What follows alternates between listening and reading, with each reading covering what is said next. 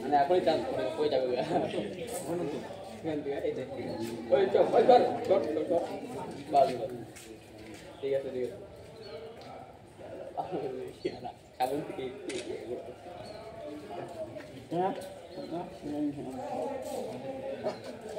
নিয়ে না ফটো তুলি নিয়ে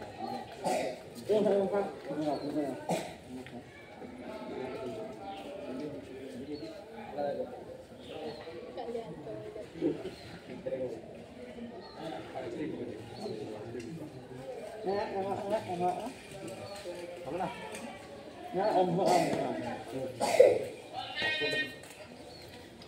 আর তোদের মধ্যে কোন বলে দিলে দেখ ফটো তুলছিস আমি নাই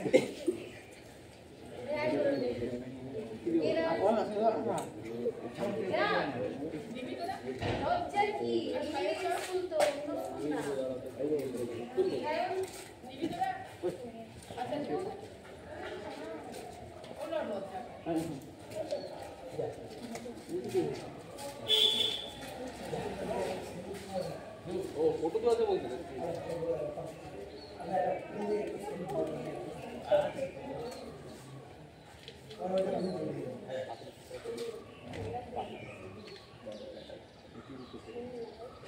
দূরবীনটা দেখতেছে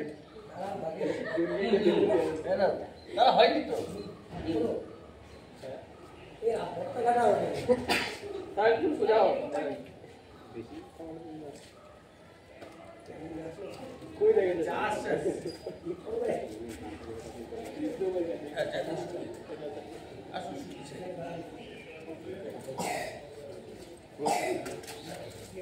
আমি দিচ্ছি তাকে শুরু করবে সবাই হ্যাঁ একটু জোরে হবে একসাথে বলবি প্রেড সাবধান প্রেড বিশ্রাম প্রেড সাবধান একসাথে জাতীয় সঙ্গীত শুরু করো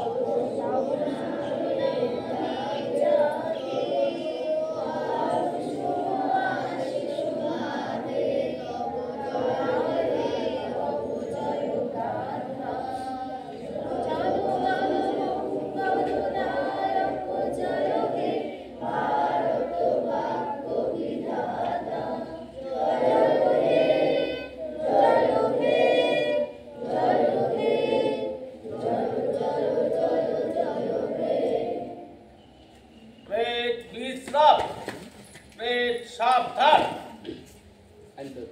আচ্ছা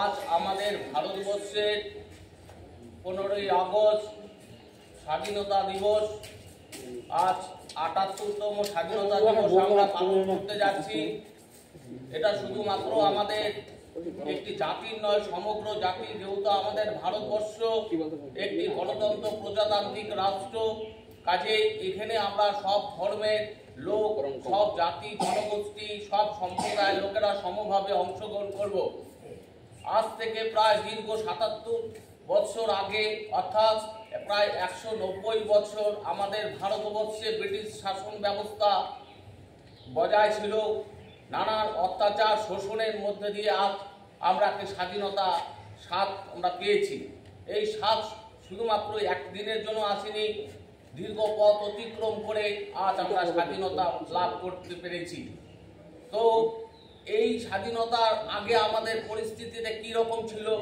যে সিরাজউদ্দৌলার সময় যখন পলাশীর যুদ্ধটা ঘটেছিল, অর্থাৎ সিরাজউদ্দৌলা যখন সিংহাসন অধিষ্ঠিত ছিলেন, সেই সময় আমাদের ভারতবর্ষে ইংরেজরা শুধুমাত্র একটি ব্যবসায়িক প্রতিষ্ঠান হিসেবে আমাদের ভারতবর্ষে এসেছিলেন। যেহেতু আমাদের ভারতবর্ষটা সুপ্রাচীন কাল থেকে কি ছিল, একটি সম্পদশালী দেশ, কাজে এই দেশের প্রতি তাদের দৃষ্টিটি আগে থেকে ছিল এবং তার একটি সূত্রপাত তারা ব্যবসা বাণিজ্যকে উদ্দেশ্য করে ভারতবর্ষে আসে। কিন্তু এই পলাশীর যুদ্ধতে আমাদের বলতে পারি ভারতবর্ষে ব্রিটিশ শাসনের একটি প্রারম্ভ অর্থাৎ শুরুটা হয় কি করে, যে না এই ক্ষেত্রে সিরাজউদ্দৌলার পতনের পর থেকে এবং 1764 খ্রিস্টাব্দে আমাদের ভারতবর্ষে আরেকটি যুদ্ধ সংঘটিত হয়েছিল। সেই যুদ্ধটির নাম হচ্ছে বক্সার যুদ্ধ। যে যুদ্ধে চিরতরে আমাদের ভারতবর্ষের সম্রাটের যে পথ, সেই পথটি শেষ হয়ে গিয়েছিল, অর্থাৎ বণিকের যে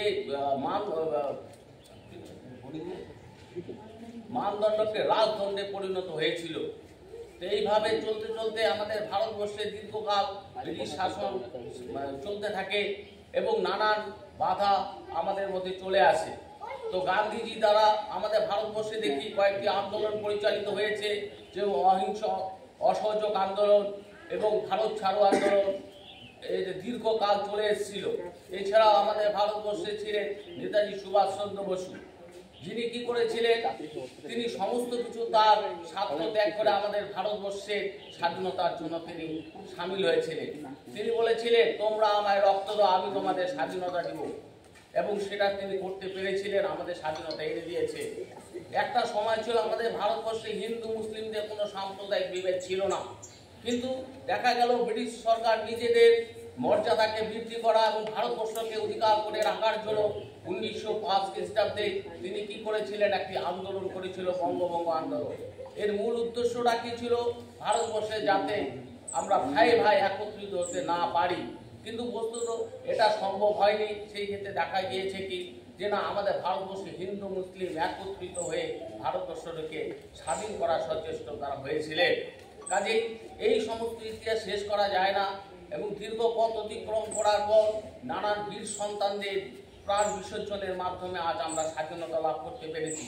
কাজে এই স্বাধীনতা শুধুমাত্র যে আমরা আজকে আনন্দ উৎসব করবো তা নয়, তার সাথে সাথে যারা বীর সন্তান ছিলেন তাদেরকেও আমাদের স্মরণ করতে হবে, তাদের পথ অনুসরণ করতে হবে এবং আগামী প্রজন্মকে আরও সচেতন হতে হবে। আমাদের ভারতবর্ষ কি হবে, আমরা ভারতবর্ষের মাটিতে জন্মগ্রহণ করেছি, এটি আমাদের কি একটা গর্ব। কাজে আমরা ভারতবর্ষকে ভালোবাসবো, ভারতের ভালো কাজ করব, নিজেদেরকে সুপ্রতিষ্ঠিত করব, এটাই হচ্ছে মূল কথা।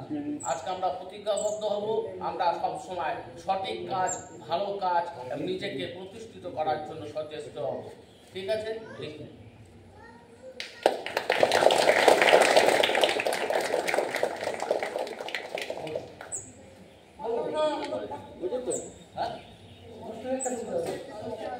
আচ্ছা, এইভাবে চলো, তোমরা লাইন করে চলো।